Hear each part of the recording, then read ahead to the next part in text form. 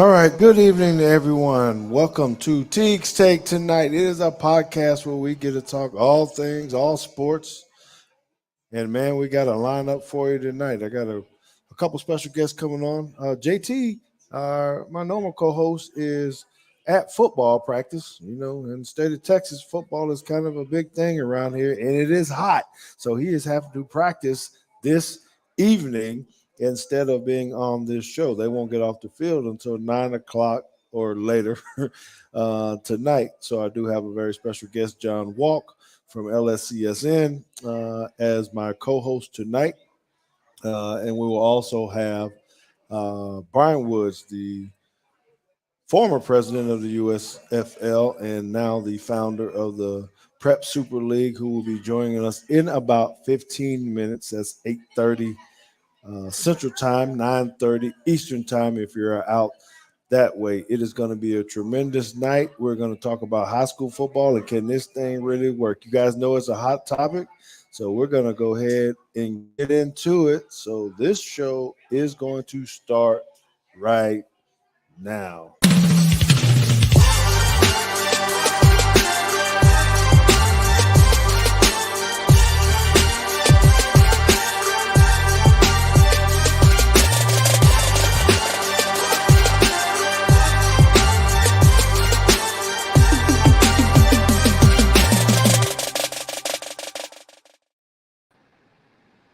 So welcome in to Teague's Take. This is a great evening to be able to talk about high school sports, high school football. I was sitting over there eating some cheese sticks as I sit out here at 6205 Court Road in Plano, Texas, the Atlanta Street Grill and Tap House, where you can get all the things that you need just to have some fun, man. You can play some of these video games right behind me. If you're a pinball junkie like I am or was, I used to be really good at pinball. This other one over here, the golf thing, not so much. But those pool tables over there, I rule. You can ask John Onion Fried Check about that, and I'm going to keep that strategy up as well a little bit later. So it's going to be a great one. My co-host is going to be on here tonight is a very special gentleman. I've known him for some time, especially being in TAPS, because he is with an organization that all of you should be a part of, but they really highlight private schools in the state of Texas. So I want to welcome John Walk into the show. John, how are you, sir? George, I'm doing good. I appreciate you asking me to join you this evening. I agree. I think this was going to be a very interesting discussion with our guest, and looking forward to see where it goes. But it's just as hot down here in Houston as it is up there where you are at. Yes, sir. So, you know, this is very unique. And the reason why I wanted you to have on here was twofolds. Okay, one, you got to make sure that we stay fair and balanced, right? We got to stay fair and balanced with this. So if you feel like I'm asking some questions and different things to Brian Woods when he comes on in about 10 minutes or so, you need to give me a good check and say, hey, man, you know, let's ask this, because there's got to be some tough questions about this. But, you know, we need to know that he's starting an organization up on that, and he's doing us a big favor by coming on and talking to us about that. All right. Now I want you to be just like JT. You've heard JT. You watched our podcast many times. We don't always agree on everything, right, but you're free to be able to ask whatever you need. So you make sure you jump in and ask those questions as well. Okay. Well, that's and I appreciate that. You know, I think sometimes, George, you know, we get in talking about high school athletics, and you know, you've been involved, you know, since your playing career has been over.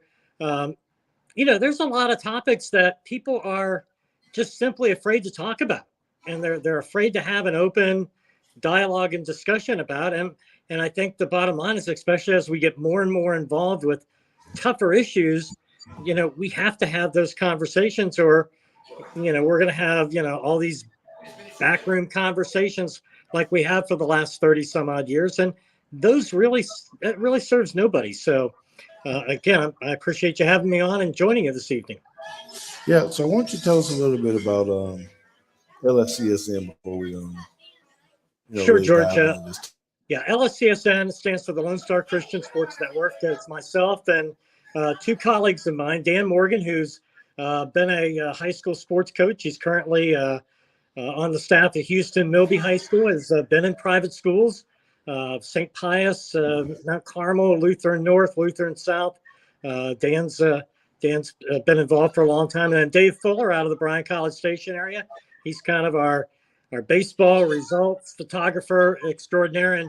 And we solely exist to highlight and promote private and parochial high school athletics. Basically, really, George, anything that falls outside of the non-UIL. So that means we'll pick up, we'll look at homeschool. We'll take a look at even some of the charter schools that choose not to be a member of the UIL. Basically, anything that's under the non-UIL umbrella. And, we just do our best to try to highlight the best of what goes on in all of the sports, not just football, but everything from cross country to track and field and volleyball, basketball, and wrestling in between. All right, that's great. So a couple weeks ago, we had on a couple other guests. We had a national, what do you call them, an analyst or a recruiting specialist to be able to talk about this program. And I thought he brought some good insights to it. And then we had Coach Art from New Mexico to get a little bit of coach's feelings. And it's very unique to me to be able to hear the different mindsets that we have. So let me refresh everybody about what this league is about before our guest comes on in a few minutes. And I'm so grateful that he's willing to do this for me to be able to reach out, and he said that he's willing to do this. And after I missed him the first time, for him to actually call back and say, man, I really want to get on to be able to talk about this. So this is awesome. So the Prep Super League, let me make sure I let everybody know exactly what this is again. The founder is Brian Woods. Like I said, he's a ex-USFL president, and he is creating. It's my terms. I would like to hear what he's calling it, but it's something similar to AAU football. I know that they want to attract elite football players, but I kind of want to see what he's thinking about that as well. Will it be for everybody or just kind of the elite guys, right? They're going to have 12 teams in major cities. The cities are going to be Dallas, Houston, Cleveland, New Jersey, San Francisco, San Diego, Los Angeles, Phoenix, Miami, Tampa, Atlanta, and New Orleans. All right. The way they're promoting it is that it's going to be a 6-week season. It's going to be 11-on-11 football, not 7-on-7. It's going to be in full pads. And they're going to follow NCAA rules, which in Texas, we follow NCAA rules. In the other states, they typically follow National Federation of High School rules.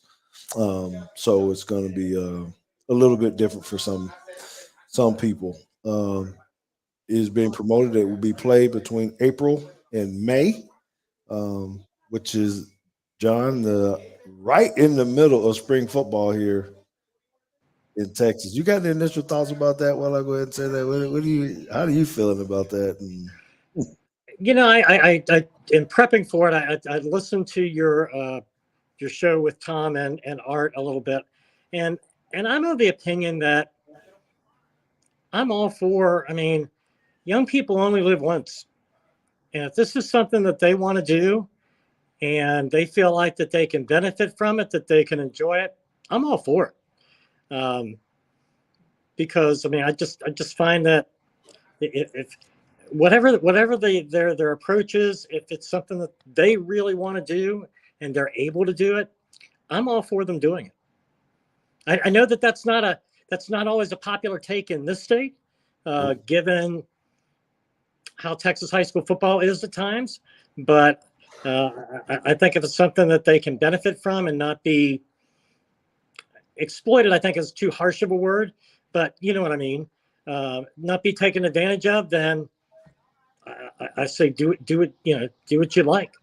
okay, yes, and I agree with you. It is. There's both sides of this, and I think about it as a coach, as an athletic director, but also maybe someone who would have an opportunity to maybe perhaps be a part of this because it's very interesting to me. Anyway, so there's some questions we got to ask. We got to get answered. If you are in the chat and you're listening and you have questions, make sure you go ahead and put them in there so that I can see them and ask them. Because to me, these are really, really important. As John has said, that we need to be able to make sure we understand exactly what it is. I have my mind made up about, or certain things that I'm thinking about it from a football player's perspective or as a coach here in Texas.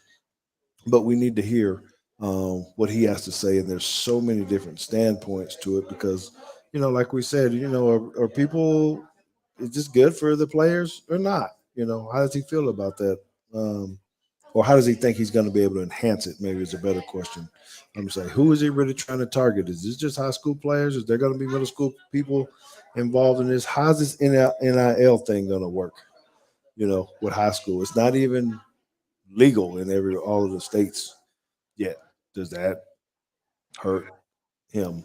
Or not, John? You know what I'm saying? Well, and the one thing I think that's interesting, George, is there's really not been any open conversation largely in the state of Texas. Just doing the research on this here in the last couple of hours is that, if you go out to Dave Campbell's Texas Football, and we've got a great working relationship with Greg Tepper, and he's done great things to make sure that private and parochial schools are represented well in the magazine, but they haven't even touched it. They haven't even mentioned it. You do a search on texasfootball.com and it's not even been discussed, but I have my ideas.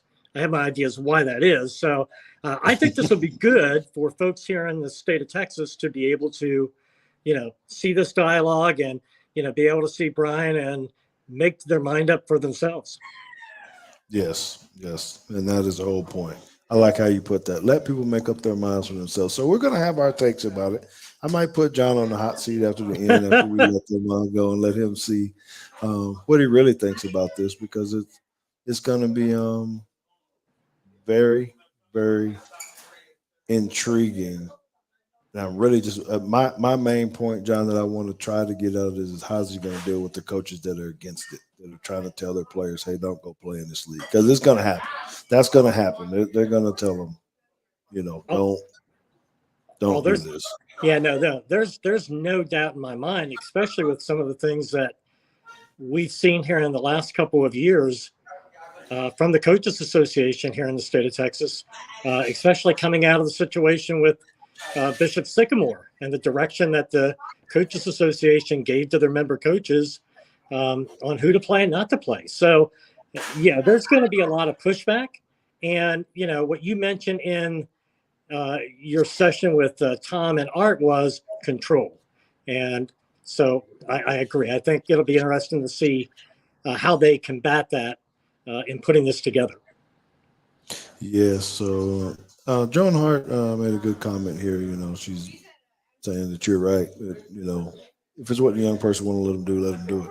But how can they not be exploited? That's a good one. That is one of the questions. We know that there are handlers out there that will shop kids around, right? And if there's money involved, there's going to be some adult trying to get a piece of that pie as well. And I don't know how you. I don't have an answer for that. It'll be interesting to see how that may be avoided, I guess. Well, George, from the things that we've done, I remember back in the late 90s when AAU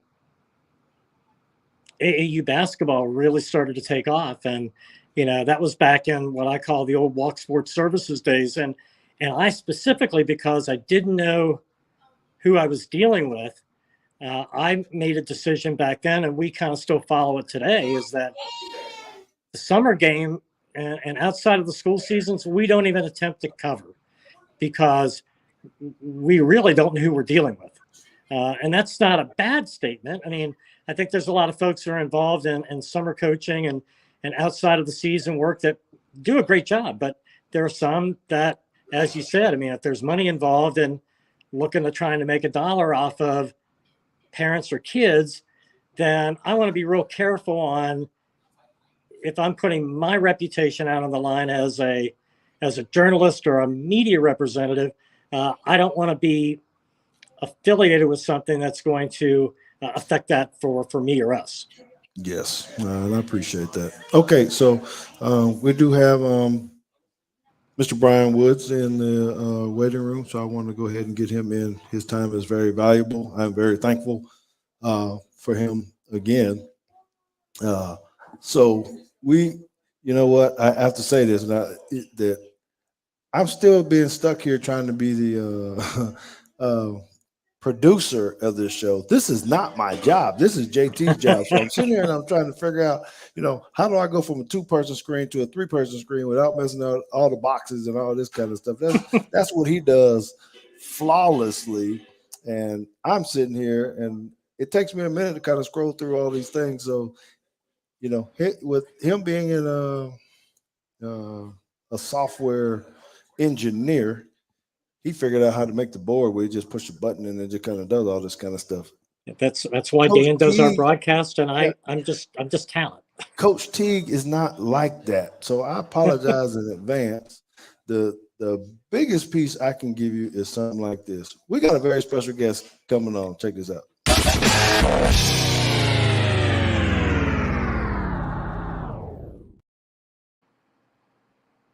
I can give it right there. So let me bring in Brian Woods to our show. I'm going to fix the boxes in a second. Just hang on. I got it. All right, look at that. George Teague in the house putting the boxes in her own right. Brian Woods is in the house, and the crowd goes wild, man. Brian, how are you this evening, sir? Thank you for being on the show.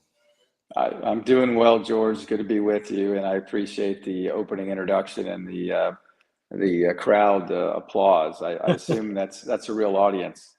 Yeah, it is. So I'm sitting in here.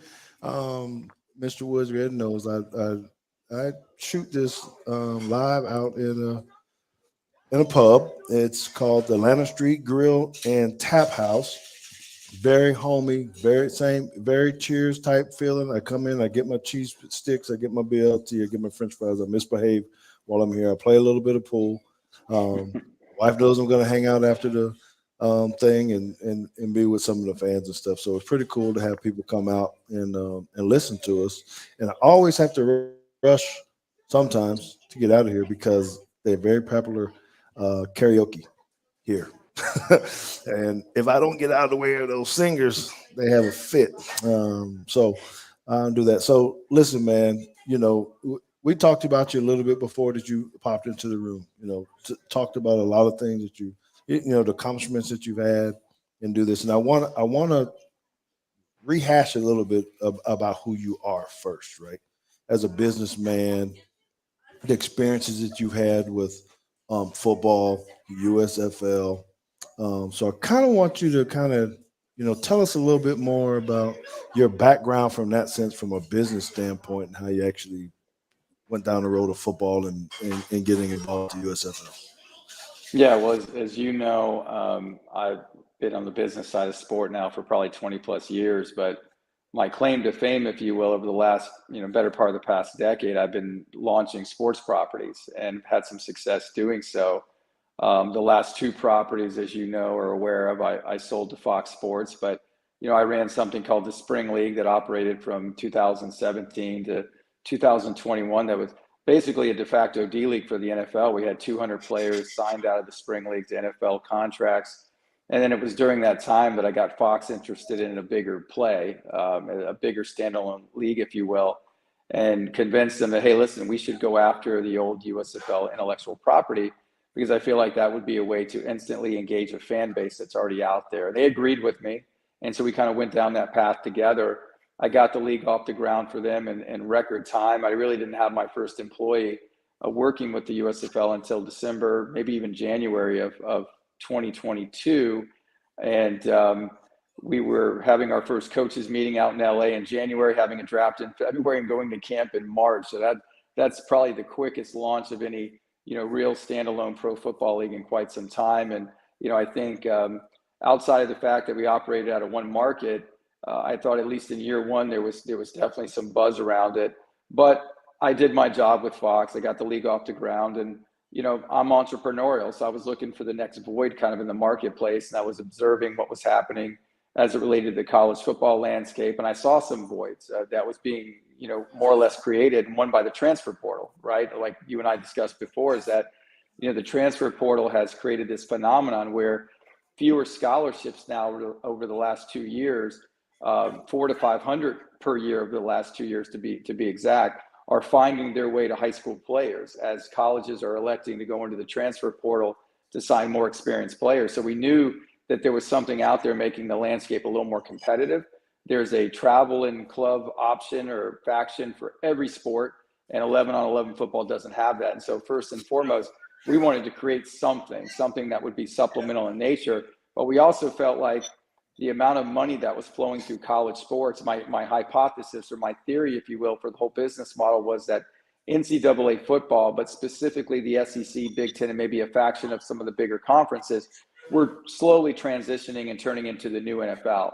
And billions of dollars in rights fees were finding their way to those conferences. And so my theory was, if we could go into the markets that historically produce the most amount of talent, 4- and 5-star players, we could create a product that was similar or akin to or commensurate with NCAA play, and that would warrant media consideration and probably get some eyeballs. And so, we kind of went down this path of creating the Prep Super League. We're ready to launch next April, and we're excited.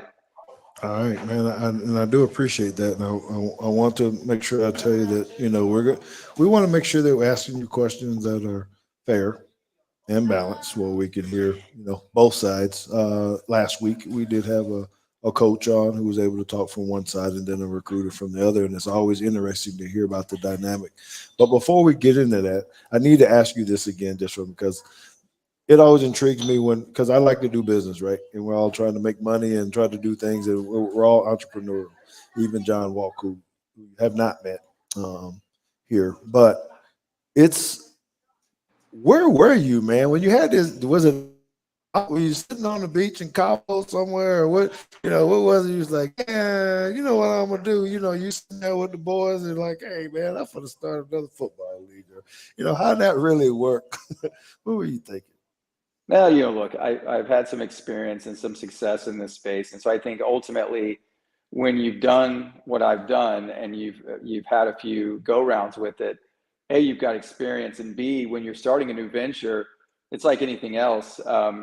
Anyone investing is usually investing in the person that's starting the business, not so much the business model. But what I felt like we had was a great business concept, and me as a person that could go out there and actually execute it. I felt confident that I could raise the capital I needed to raise to get the thing off the ground.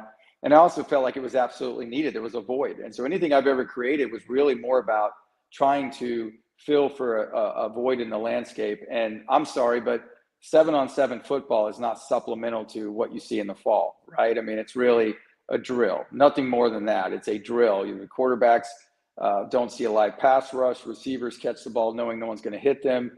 Linebackers take these absurd drops you would never see them take in an actual football game. So we felt like that there was this massive void and that there should be something out there for a multitude of reasons. One, because there's probably a faction of athletes out there that want to try their hand at football. We see it every year with the NFL draft, right? They draft a kid who played college basketball or a college lacrosse player, and these guys end up making teams. So an athlete is an athlete.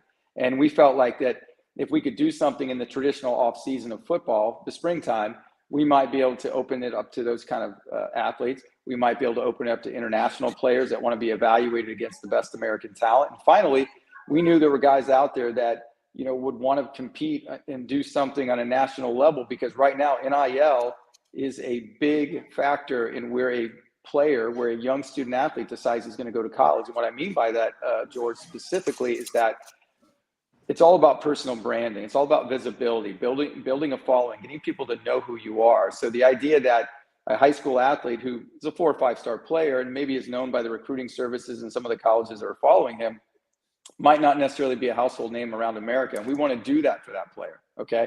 We want to give them that platform that's going to allow them to play the best competition for a 6-week period, raise their visibility, and in doing so, also raise their value as a student athlete in terms of any sort of NIL deal, that they're entertaining. So that is a big component of why we created this, because there's all different types of rules and policies throughout the country right now in terms of which states allow NIL for high school athletes and which states don't. And so by creating the Prep Super League, we're effectively creating a platform, a level playing field, if you will, but more importantly, kind of a catalyst or a value proposition to the top student athlete to take part. Excellent. And so you covered a lot of things. John, he covered a lot of things in that, and a lot of things that I think we need to dive into a little bit, right? And ask. The first one that I specifically want to ask is about you. You talked about who might be eligible for this league. So some of the discussion we had, are you really trying to have a middle schoolers building into this all the way up to high school? Is it just going to be for high school players only? Are they just the top guys, 4-star, 5-star guys, or are you going to let anybody join the league if they just want to pay and get in? Yeah, I don't think. Look, here's what I want to caution everybody: this is not traditional AAU or club or travel sports, and what I mean by that is, with all the sports that are out there, and I mentioned there's club and travel options for all of them. They're not exclusive. There's probably 300 AAU basketball teams in Long Island alone, right? With this league, it's about going into a major market and creating one team, 50 players. And we feel pretty good that not only can we put a good stable in our first year of 4- and 5-star players on that roster, but we can also, with our player personnel department, and a lot of these guys that we're bringing in have, scouting backgrounds in the NFL, we can find some diamonds in the rough. And the hope is to take maybe a 2- or 3-star player, try to develop them and turn them into something that, maybe they just haven't developed into yet. That's number one. Number two, there's obviously a case-by-case basis where we might want to take a look at an outgoing senior. There could be a player that was coming into their own as a junior, either has offers or doesn't have the offers that they want, and for whatever reason their senior year didn't turn out. Maybe they were injured, maybe they missed the whole season due to academic reasons, maybe they reclassify, which I know is something that happens in the state of Texas, and they just cannot play their senior year. So I think we would be open to taking in those kind of players, especially in the state of Texas. And those shouldn't be players that high school coaches in the state are upset that we're bringing in, because those players no longer have any eligibility for their respective school at that point. So in year one, there could be a good number of those kids in the Houston and Dallas area that we say, hey, listen, this is a good player. We want to still give this player an opportunity. And we feel like he's been overlooked, or through whatever bad luck he's encountered, just hasn't been able to see his career through at the high school level. So those are just a few of the categories of players that we feel like are good fits for this league. But I would also tell you that the middle school player is important to us as well. We know that there's only a handful of states that have spring football, and I'm not aware of any state that has middle school spring football. And that's not to say that we're going to bring middle school players in. We're going to have padded practices. They're going to travel with our varsity team. Quite the contrary. But we do want to bring them in. We do want to work with them. We do want to give them access to our coaches, who, by the way, every coach we're interviewing right now, all of these guys have NCAA head coaching experience. A lot of these guys have coached at the NFL level. So these are the best coaches. These are quality teachers and instructors. And we want to try to identify talent as early as we can, and maybe even identify some of these bigger bodies at the offensive line position. Excellent. So do you think that, or I shouldn't say do you think that, because so I'm sitting here thinking, it is unique. There's a lot of different things that you can get accomplished with this. But, when you think of volleyball, basketball, these traveling squads, the kids are paying $3,000, $4,000, $5,000 to be on these teams across. I have no idea what it is, but they're not cheap, So I don't know, what kind of strategies do you have with that, as far, or are you looking at the same kind of deal? You're going to play, you're going to play in 5 different states or 6, whatever it's going to be. How are the kids going to be able to afford it? Yeah, so what I would tell you is, as part of our business model in the first year of operation, we do have a player development fee that we would assess. Now, this would not be assessed to all the players involved. And again, this is not something that we view as a long-term revenue stream, quite the opposite. It's something that simply helps our business model, achieve sustainability in the early days of operation. I would also tell you that the fee that we are planning to assess will be lower than what they're charging from an industry average. So if you look at most of the travel sports are charging upwards of $3,000, $4,000, $5,000 and then some, and that doesn't even include travel costs. So I can assure you that our costs are going to be below that per player. There will be scholarships available. And again, we will not have all the players that are participating paying this fee. And I don't believe that after our first season, we would even have a player development fee necessarily included in our business model, because we are seeing really good traction right now in terms of media outreach. We are seeing really good feedback as we reach out to potential branding and sponsoring partners. So we really want to make it a situation where we can attract the top players. And I'd love to be in a position, 2-3 years from now, where every player participating not only isn't paying, but is receiving some form of NIL to take part in the league. So. Okay, thank you for sharing that. I appreciate Yep. that, because that's one of the hot topics we had. And I think the other one is the one that I hear the most, Brian, is really about injuries. Yeah, that's an interesting. Yeah, that's an You're interesting. playing a lot of football. Yeah. How do you overcome that? And the coaches sitting Yeah. there, man, they're gonna go be playing games, Right. in the Right. spring and turn around and I play find again. it. Yeah. So George, what I would tell you is that we've heard some of that, and what I can tell you is I feel that's rather comical. What I mean by that is, you play a traditional high school season, you play for a program that has some success. You could be looking at 12, maybe upwards to 15 games in a season. We are starting several months after the traditional fall season and playing a 6-week schedule. Our practices will look like NFL regular season practices. As a matter of fact, I'm consulting right now with the National Football League to make sure that everything we do, from medical protocols to our practice times, adopting a lot of the same policies they have that come really from years of negotiations with the PA that you're familiar with, and the collective bargaining agreement. So our practices will look like NFL practices. It's not going to be like a traditional high school practice where the moment guys go into pads, they're bringing guys down to the ground at every practice. Quite the contrary, it's going to be light in terms of contact. We're going to have the amount of contact that we need for, obviously interior lineman, offense and defensive lineman development. But we want to make it so that if players are getting injured, we're hopeful that sort of instance is only happening in a game. The other thing we're looking at doing is potentially entertaining a running clock. So these will be 15-minute quarters. This will be NCAA rules, but we're looking at a running clock for two purposes. One, just to better engage a younger viewer audience, and two, safety reasons. So we're definitely, look, we're putting a medical advisory board together right now that includes some of the best neurosurgeons, orthopedic surgeons. We've got the very best people coming to the table to make sure we have very sound protocols in terms of our medical. The health and the well-being of the athlete is everything to us. I mean, right now we care about two things. We care about the player and we care about the parent. We're not interested in really hearing from other parties out there that are willing to step in and tell us this is why this shouldn't be a good idea. We think just the opposite, that this is an opportunity for us to be viewed in a very complementary fashion in traditional high school football. And most importantly, find ways to make the game safer. So everything we're doing in terms of the equipment we're bringing in, the safest helmets, technology from a medical standpoint. We are going to have sensors in the football, sensors on shoulder pads. That's not something that traditional high school football is doing. So we're very much trying to make this game not only safe for our participants, but find ways to change the game a little bit if we can. So. Thank you. Appreciate it. So, you had a question from someone in the audience. They were talking about, will it just be in Texas? The answer is no. I can say that.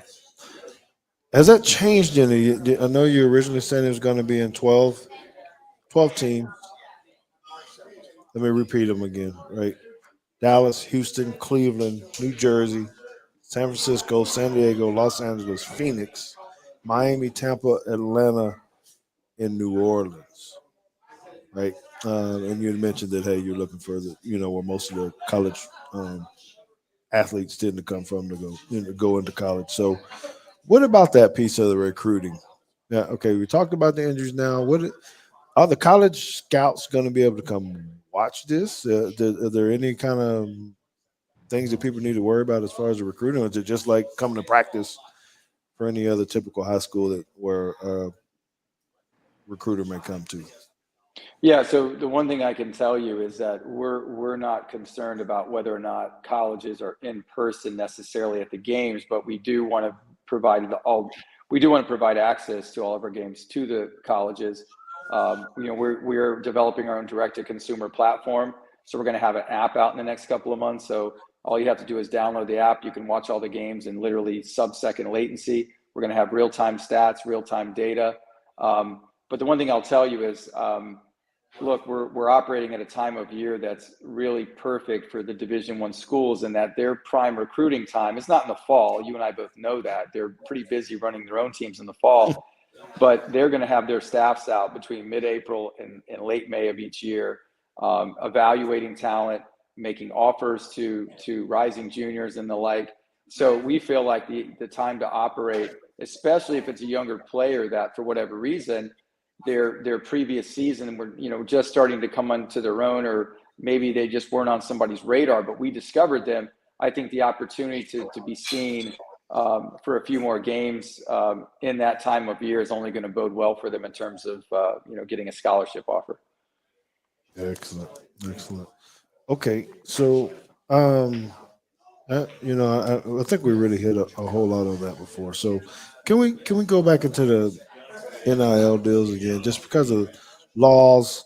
What there? Okay, so I think there are 30 states that actually allow NIL, and the rest obviously don't. And there are several of these states or city states that you have on here that don't necessarily have that yet. Is that a struggle or an issue that you think may be part of launching this next year, if the laws don't even allow you to do this piece of the NIL and the marketing? No, not necessarily, George, because here's what I would tell you. Even in the states that don't currently allow it, most of the states, if not all of them, the policy is set by the state association, so that the only governance they have are over their member schools. Texas, quite frankly, is an anomaly. They're the only ones that have made it a law. So it's quote unquote a criminal act, or you're in violation of a law. That's not something that we want to run afoul of as an organization, nor do we want to entice a young student athlete to break the law in the state of Texas. So Texas is an interesting case for us without question. That being said, we couldn't imagine a national high school football league without including the state of Texas. You might as well not even call it a national high school football league at that point, right? So we wanted to make sure we were including the best athletes from the state of Texas, and we feel like Houston and Dallas, obviously produced those. But getting back to your question here, we will work through each state on a case-by-case basis. So we are operating in states like New Jersey, states like California, states like Louisiana that do currently allow for NIL. An athlete comes into the Prep Super League, he can take an NIL deal that does not affect his eligibility in that state. As a matter of fact, it actually helps him because, again, these deals are going to be worth exponentially more because we do not have the restrictions that the state associations are putting into place if the student athlete is participating in an NIL program and he's trying to do so in conjunction wearing his traditional high school jersey or naming his high school team, in the advertising. So that's definitely helpful to the student athlete. The other states, Florida, Georgia, Arizona, states that don't currently allow NIL, that policy is, again, only legislated by their state associations that we are not subject to.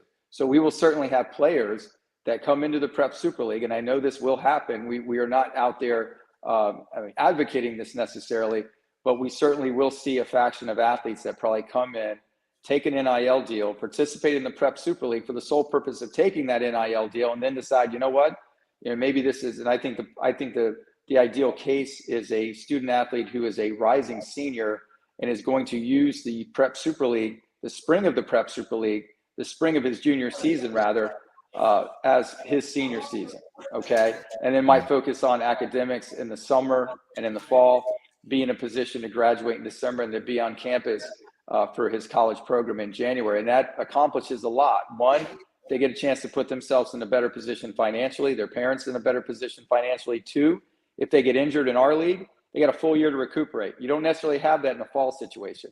And all the top players now want to come out in December. They all want to be on campus in January. This thing with Arch Arch Manning at Texas, that's not an isolated case. That's happening all the time now. It's not an anomaly. So we feel like the idea that they can come in, play a 6-week season, play against better competition, quite frankly, and not a local schedule, but better competition, less wear and tear on the body, okay, because this really should be safer for all intents and purposes, and then put them in a position to gain NIL. Again, that's the ideal student athlete that would probably participate in an NIL deal in the state that where NIL isn't currently allowed.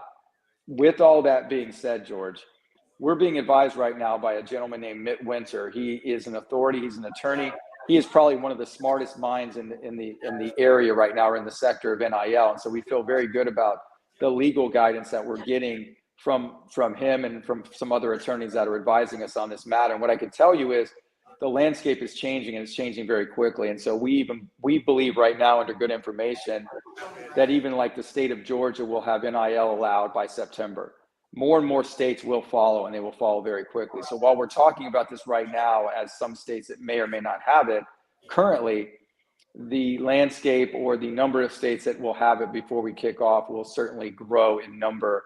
And I can't imagine a situation where Texas doesn't look to change their policies as well as this grows, because if they do not, the top players will start leaving the state of Texas and going elsewhere to play their high school football. And that is an absolute certainty. So Texas being as strict as they are with NIL right now it doesn't behoove them long term when all the other states around them start allowing for it. So, we feel pretty good about how we're going about NIL and how we're allowing NIL to be a part of this league, but we're also doing it in a very legal and organized fashion. Brian, do you think that the numbers that came out, I'm looking at an article that came out here just recently ago, that numbers coming out of the 2023 NIL Summit, that the top half of Power 5 starters earn an average of $45,000, while the bottom half averages $15,000. And the report from INFCLR, which is tied in with No Cap, who you're partnering with, indicates that the average value of a football transaction is $3,343 on their year 2 report. Do we really think that kids are going to be moving that for those kind of numbers? I mean, they're not big numbers. They're not the Quinn Ewers and Archie Manning type numbers. Well, no, Johnny, what I'm referring to are really the top players. So it's not the everyday player, maybe even a guy who has multiple scholarship offers, and they might just not be to the look. George knows this. I know this. You know this as well. 10 years ago, a Division I scholarship was a Division I scholarship, but now the opportunities vary based on the school you're going to. So I think you're right in all of the data that you're pulling up. I'm referring more to the top players. So the 4- and 5-star guys certainly have opportunities. And the numbers, remember, this is still a very, very new phenomenon. These numbers are only growing. They're growing, and they will grow very quickly. And I'll tell you why they're going to grow very quickly. Right now, when a brand comes in, especially with a good athlete, they might only have a couple of years to work with that athlete. He comes on campus, he comes into his own, he goes into an NIL deal, maybe 2 years, 24 months later, he's going to the NFL. This opportunity with the Prep Super League is actually raised a lot of brands, piqued the interest of a lot of brands that we've been speaking with, including No Cap, bringing some brands to us, because they have an opportunity to get on the ground floor and work with the player a little bit earlier. And that is for them, they get a lot more value out of the deal. So while the numbers are what they are right now, I'm really referring more to the top players leaving because of that, and B, those numbers are going to grow, and they're going to grow very quickly because the value of these deals and more brands are getting on board. But most importantly, the opportunities are going to be a little more. There's definitely going to be more opportunities as more states allow for it at the high school level. All right, that's fair. Now, Yep. Again, it just seems like that the numbers, as they're not quite where to, maybe somebody that's going to make a jump based on, again, if 45,000 for a top half of a Power 5 starter. I mean, some of these families that are, participating in, they're spending that in private school education right now. So, it's really not a gain to the athlete. If they're spending that on, they're a top athlete at a private school, they're spending that on tuition for 4 years. There's not really a financial benefit there yet. So That's fair. Well, no, but the one thing I would tell you is, again, I was referring more to the kids that would be interested in potentially leaving the state.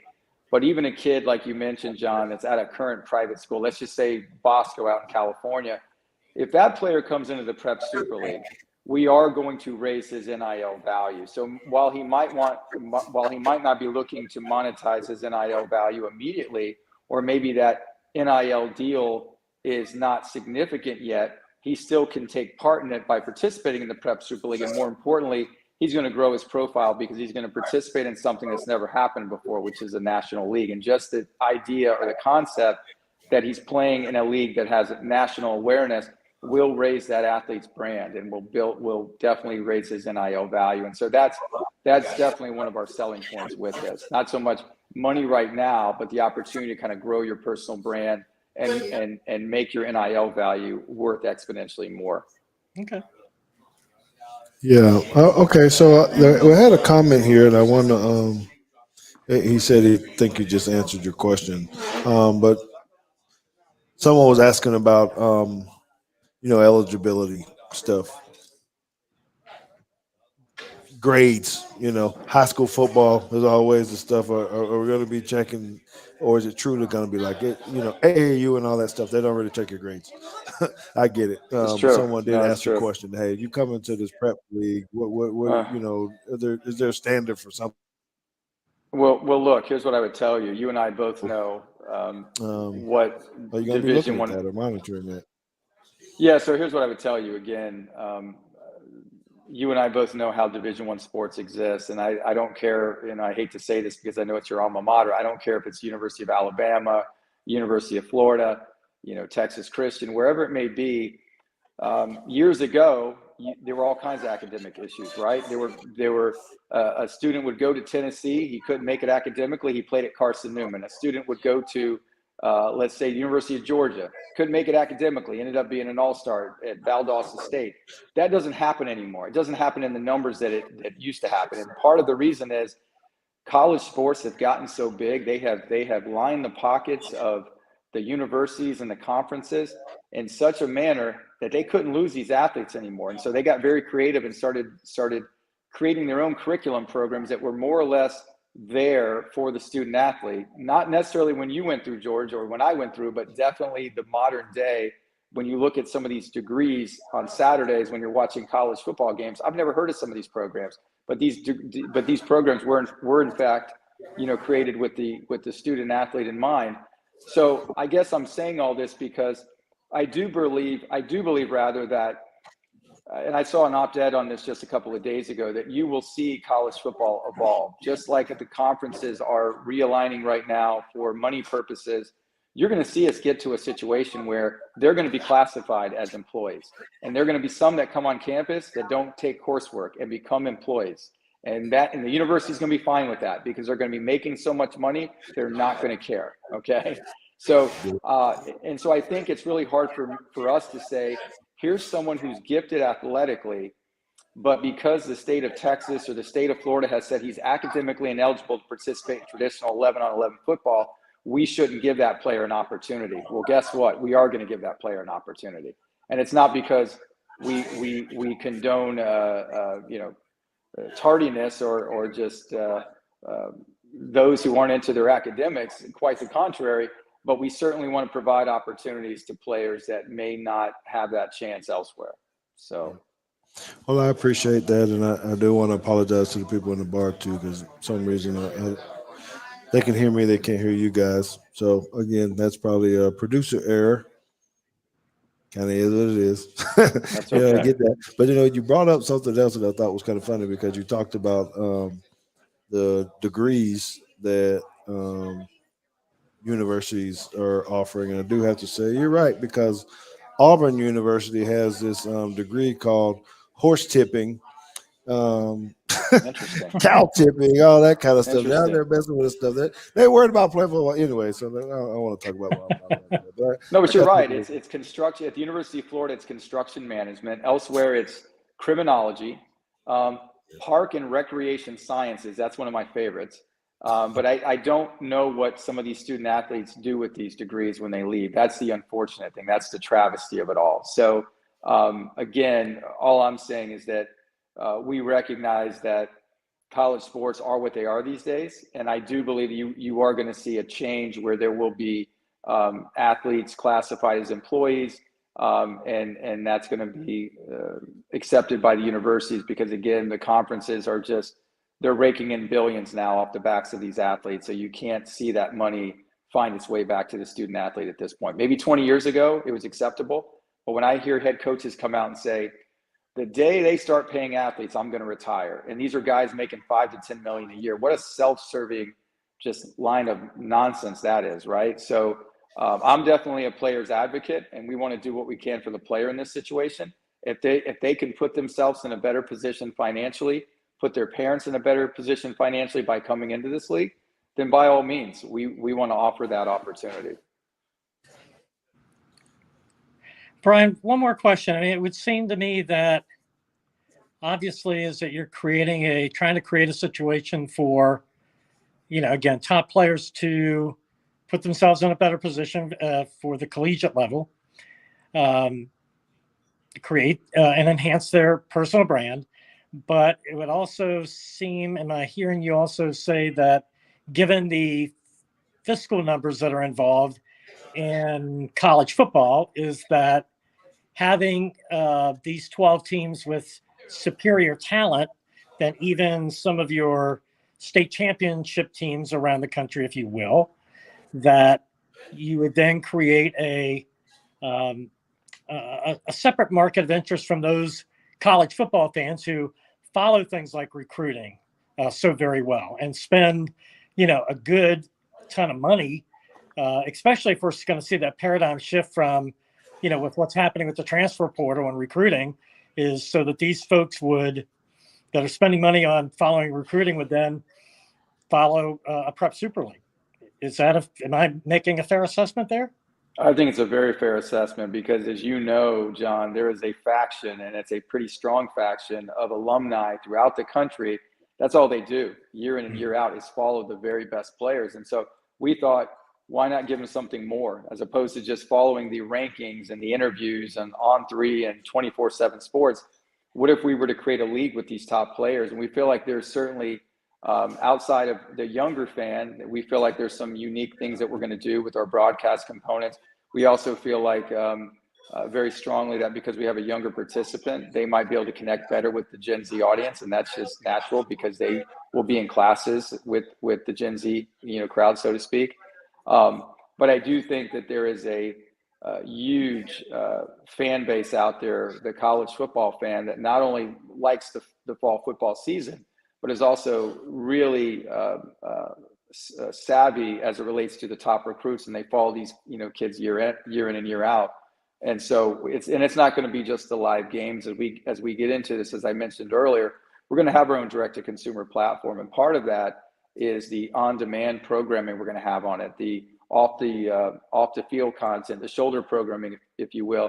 We feel like there's a lot of meaningful stories that we can tell along the way with these players. That's not just the live game. So to your point, John, I do think that it's an interesting play here to be able to connect with that fan base. What I think is even more telling or more interesting to me, and to see what sort of fan engagement we can find in the local markets. This is not like the other leagues I've set up in the past, where you come in and say, hey, listen, we're creating ABC League and we're coming to a market near you, and now we're going to get our kids out in the community and take part in all these initiatives. Listen, it's the same reason why the NFL teams usually will sign local talent for their preseason game purposes to try to sell tickets. This is very unique in that our fan base is already there. They just don't know it yet because the players are coming. This is a professionally organized league on a national scale, and the players are all coming from that league. It's not, as I mentioned, AAU or travel and club sports, where a market like Houston or Dallas might have hundreds of travel or club sports for every discipline. This is just the opposite, where it's one town, one team. So we think it's going to be really interesting in the springtime to see if we can't get several people to come out, support these players, because we could have as many as 15 to 20 high schools feeding into one team. So we're really interested to see what it looks like from a community engagement standpoint. But I think the college football fan base is definitely one we're trying to tap into as well. So, yeah, I really appreciate this, and we only have a few more minutes with you. This has been very enlightening. I want to say thank you now, and I will again later. We had another question from another um, listener.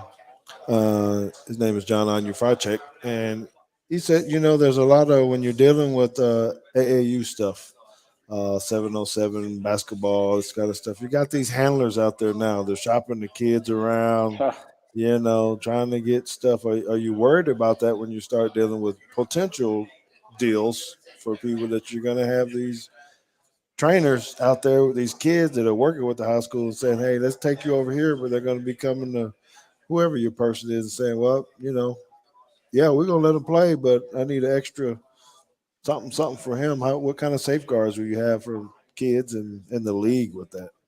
I think a couple of things here. As I mentioned earlier, we feel like we have a pretty good legal team around us right now that's advising us on some of these kind of things in terms of setting up our structure and kind of the guidelines of how we're going to handle some of these potential situations.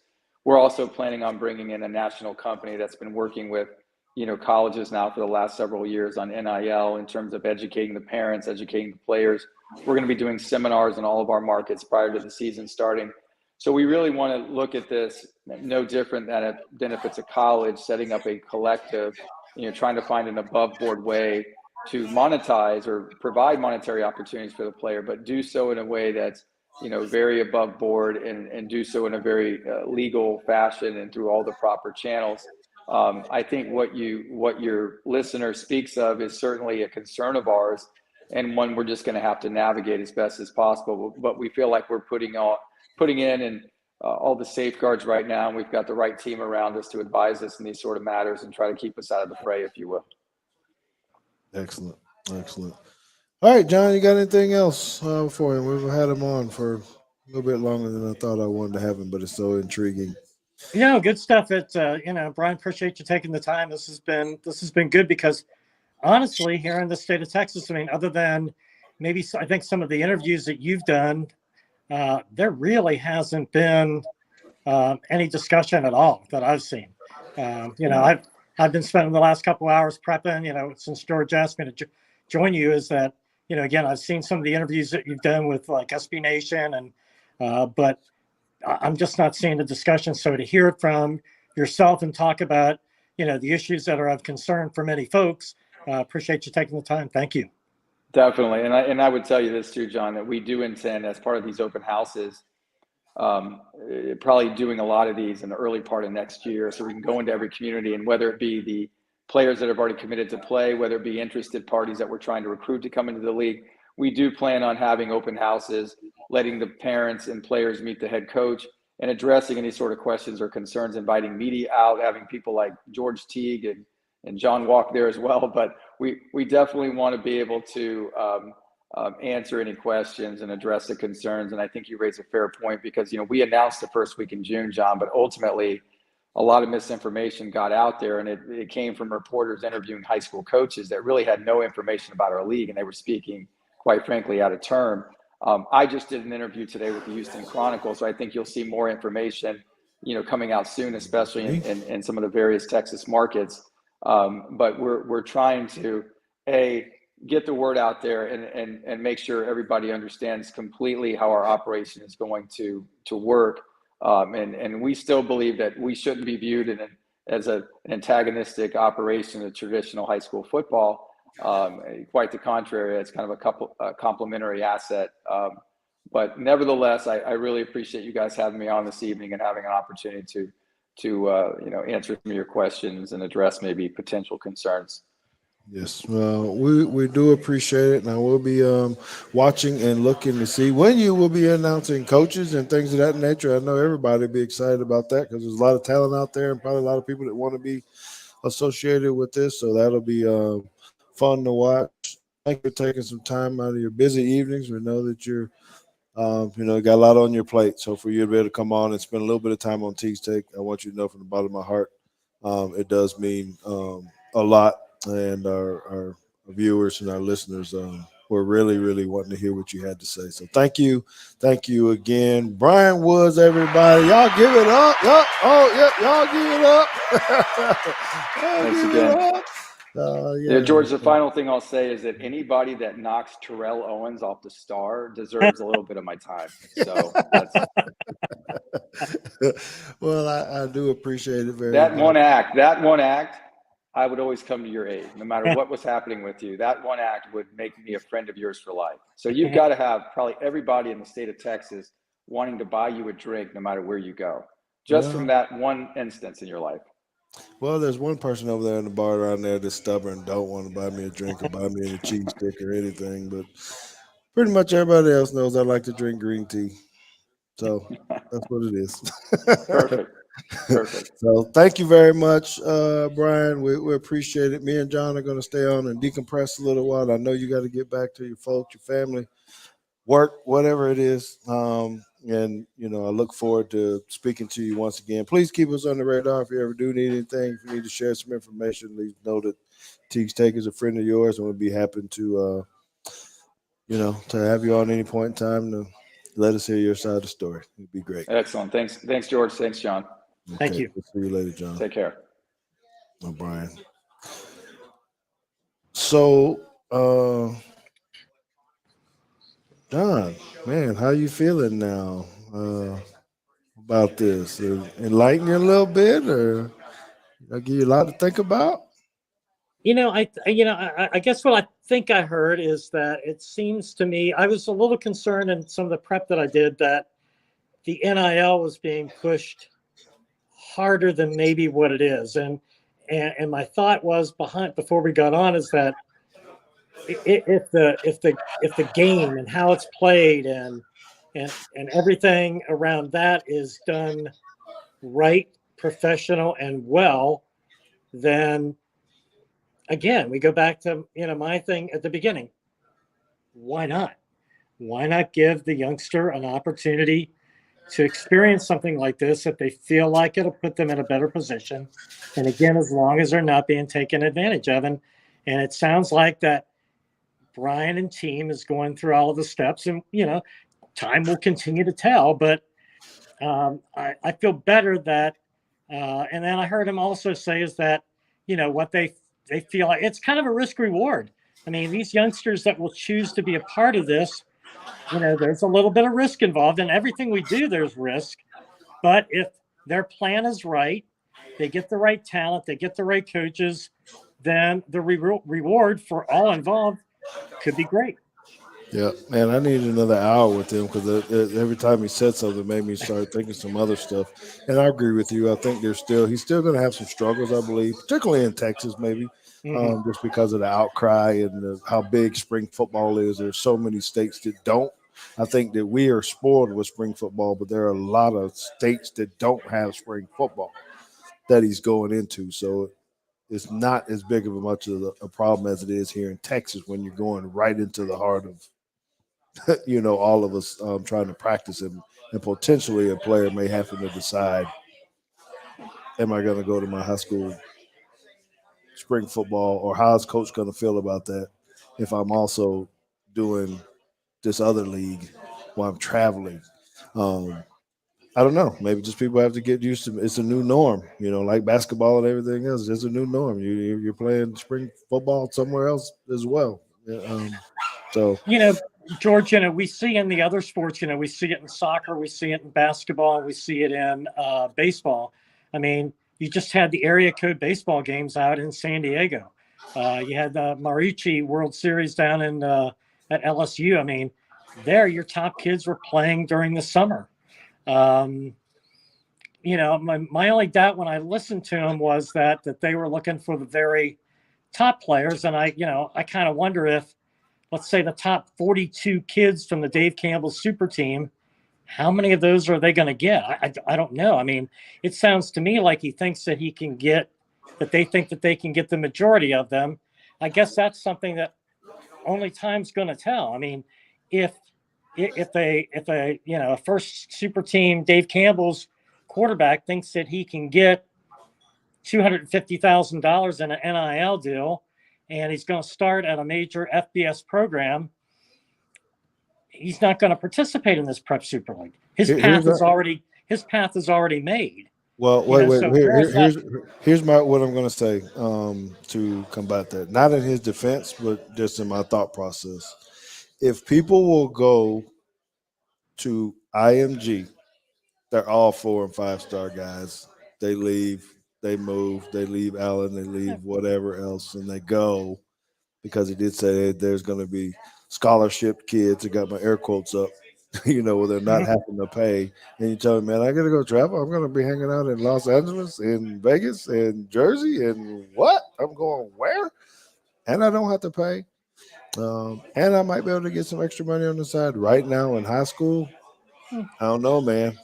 You make a fair point. No, Uh, I see your take there. I think that's could be some of them because I've always just said, well, man, why would you leave, Bosco or whatever to go to such and such or Hoover or it just, and they do. And Right. they don't even pay them at IMG. They just give them an experience that, hey, you're not playing for a national championship. You're playing against, and it's weird. And they don't have very many people at the games, and it's different. Right. So, anyway, it's going to be really interesting to see in track. I know there probably won't be very much talk about it at all during the football season here. It'll probably pop back up in January again. It'll probably be the big splash around here because it won't be long before April hits. They're Yeah, going to I have to think. have teams and coaches ready to go. Yeah, I agree. I think. I think once you. Well, it'll be interesting to see who. It'll be interesting, George. I think to see what the strategy is on first player announcements. I think that will really, what's their strategy going to be, and who are they going to get to be the first one to commit to play in the league? Oh man, they got to get somebody big. You just can't come out with a such and such. You got to go Exactly. show somebody. Just hey man, somebody from wherever in Exactly. So you're going California. to have, and then when do you do it? Do you wait until the UIL championships are over? Probably. And then, you come right out there in front of, the what used to be the U.S. Army All-American Bowl, during bowl season. I think the more we talk about it, I think the more potential there is to be some excitement around it. Well, I think so. And so, man, this was a awesome show. We've gone over on our time a little bit, but I appreciate you guys for hanging out with us because it was worthy of that extra time. I have to say that. I think it's been one of the most intriguing podcasts that we've done on Teague's Take. I'm very thankful to you, John Walk, as well, because I did hit you up late notice and just asked, and I knew you would bring some fire, some energy, and another thought perspective that I did not have, and you succeeded with that. So I really, really appreciate you for that. Everyone, make sure that you guys go follow them on Twitter as well. I probably need to put up there. We got hit with the Elon Musk password reset, so we're actually at Team TEAM LSCSN. So. So it's not just LSCSN anymore. It's Team LSCSN. So follow us again, private and parochial high school athletics all day, every day. Yes. And he does good. He does some good interviews, and he really, what I like the most is that they love promoting these kids in the sports. So it's pretty good. George, again, appreciate you asking me. I'm honored and looking forward to a great 2023-2024 high school campaign. Yes, sir. Well, here I am on my best JT take on how to end this doggone thing the right way. But you know what? I got a new graphic that's I'm gonna be able to do this. Let me see which one. I want to use this. Okay, so this is gonna be my deuces, my out. Y'all check this out.